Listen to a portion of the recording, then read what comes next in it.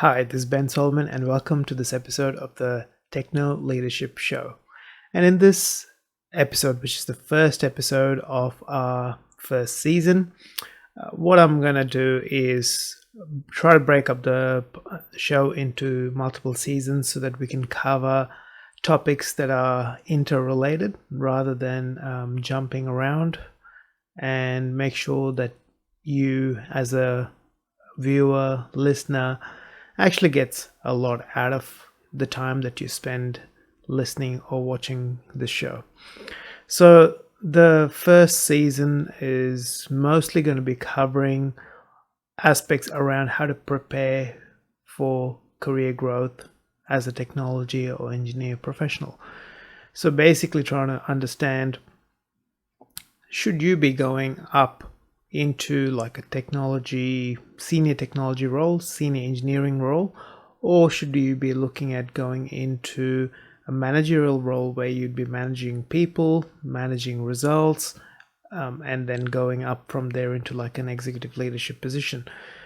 The thing is, you have some common skills that are required across the board, but then you also have other skills and other inclinations that you may want to support in your life that would make it easier to make a choice of which way you go.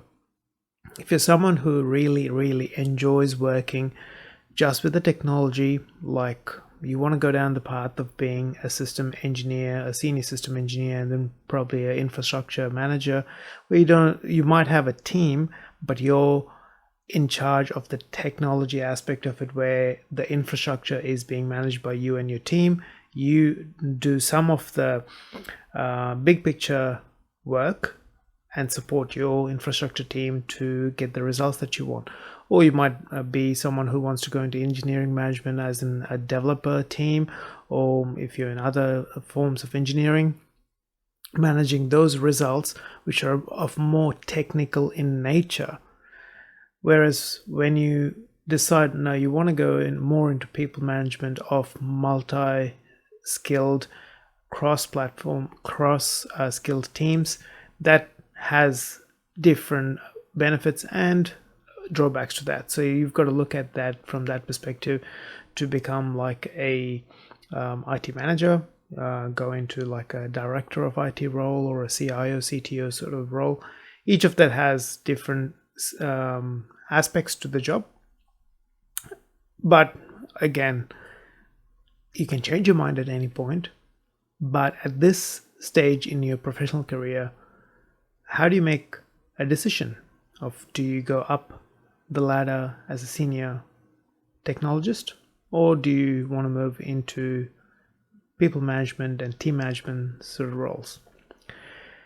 A lot of people do have this tendency to be going up the ladder basically based on what is available or what they can see available to them right in front of them, rather than considering what their strengths are, what their weaknesses are, what do they really want out of their careers in making that choice.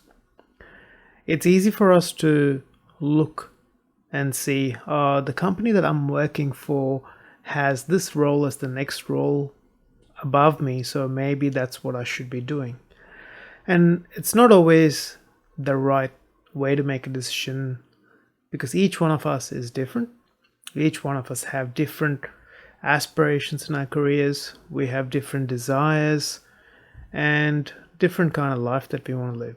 So we've got to start looking at it from an overall vision of, where do we want to end up?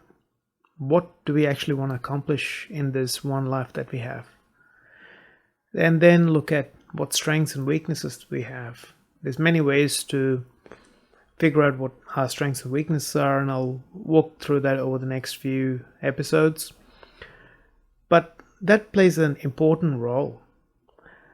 And it doesn't mean that you're stuck, but it means you can at least utilize what you already have and then work on other areas so that you can build skills, build capability, and then move into an area that you want to move into.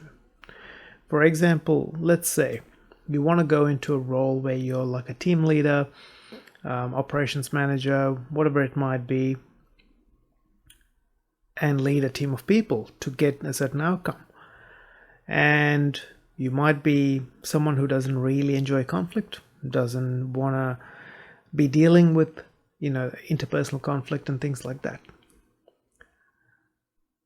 If that's the case, then unfortunately, it's going to be really difficult going into a team leader position or a ICT operations manager role or an executive leadership role without having the skills to deal with interpersonal conflict, dealing with performance issues of people, all things that, if you're an introvert, which, most people who tend to go into engineering and technology roles tend to be, it's a bit hard.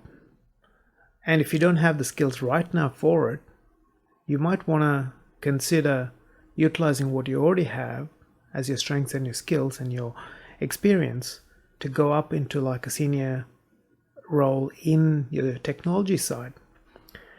And if your long-term vision is to be a CEO, CIO, CTO, IT manager, IT operations manager, whatever, that sort of role, you can then start building competencies and skills on the side to manage conflict, and then work with your technology teams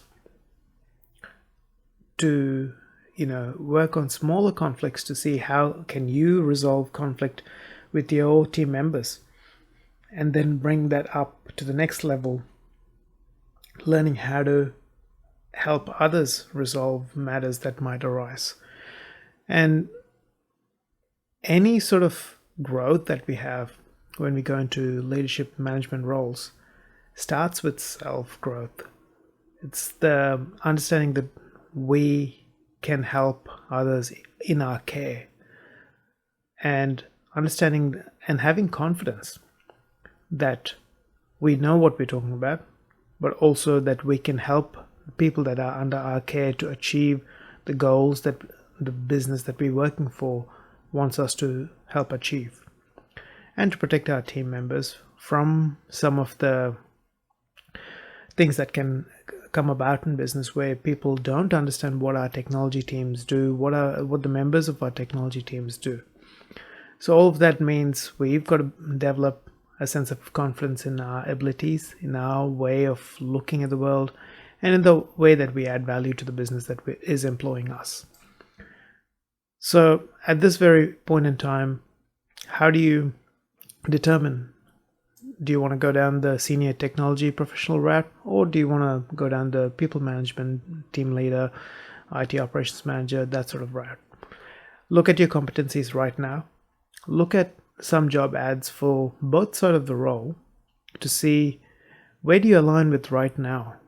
If you want to make that move in the next 3 to 6 months, use what you already have, because the chasm, the gap between where you are and where you want to go, if it's too wide, you may not be able to get the skills to make the move at such a short term. And once you've gone up to that next level senior position, even as a technologist, you can then look at all these other skills that need to be developed over the next maybe 3 years, and then build up to that next stage. So you might have some skills that you've gained from other areas of life, like you might be playing sport outside of working in engineering or technology, and you might have captained teams, so you've probably got some skills there, and you can always bring skills from outside into the workplace to help you grow. And if you do have skills like that you can bring in that you may not have considered under normal circumstances, look into that. Is there anything that you can refine, you can strengthen, and you can position to help you make that career jump from a technologist to a technology manager, technology leader? If you already have that, then utilize that. And if that's the direction that you want to go, then work on your resume, work on your interviewing skills. Look at, what's being asked for by companies that you actually want to work for. What are they looking for in those roles? Yes, they might have, you need to understand all these technology platforms, all these systems and all that sort of thing, which can be learnt. But it's positioning the skills that you have as a benefit to the employer that matters the most. So if you understand what your skills are, what your strengths are, and how you can add value to the employer that you want to work for and in the role that you want to work for, then you can start working towards that by, one, preparing your resume, your skill sets, and then start applying for roles that you want to go into. Get feedback from recruitment people, from interviews that you attend, to continue to build up to that role. And in a lot of cases, if you have the opportunity, get someone who can help you, coach you, and work with you to help refine how you position yourself when you go to those interviews, when you write the resume, when you write the cover letters for the jobs that you're applying for, so that you can be successful and you're got a much higher likelihood of getting through those job interviews and getting the role that you've been wanting to get into. So at this stage, make that decision based on your strengths, weaknesses, and skills that you have. If you are wanting to go into the senior technology route or into the management route, and then start working on your resume, your skill, polishing your skills, and start applying for the roles that you want to apply for and make a difference. Like, at the end of the day, it is easy for us to think that, I've got to just do this extra thing to be ready. What I've found in my career is, in a lot of cases, you're never fully ready. You build competencies, you build your skills, do all that, but mentally you never feel ready till you actually take the plunge. And it doesn't mean you're lying in your resume or doing anything like that. No, never ever do that. But it means mentally there's always that imposter syndrome in us thinking, maybe I'm not yet ready for this. But you've got to take that plunge and take that next step. Make a decision on which path you want to go by, and take the plunge. Learn from the experiences that you get from the interviews that you go for. If you're struggling to get interviews, look at your resume, look at your cover letters, get a professional to even have a look at it, get some coaching if you need that, and then attend these interviews and start on the path that you want to go up in your technology and engineering career. So I wish you all the best in your career and in the next steps that you take. Hopefully this helps you look at your strengths, weaknesses, skills, and everything that you have to offer, the value that you have to offer, and then take a path that's right for you at this point in your career, whether that's a senior technology role or a management role. So if you like this episode and would like to continue to, be informed and notified as new episodes come in, please subscribe to the channel and to the podcast, and I look forward to talking to you soon. Take care and have a great day.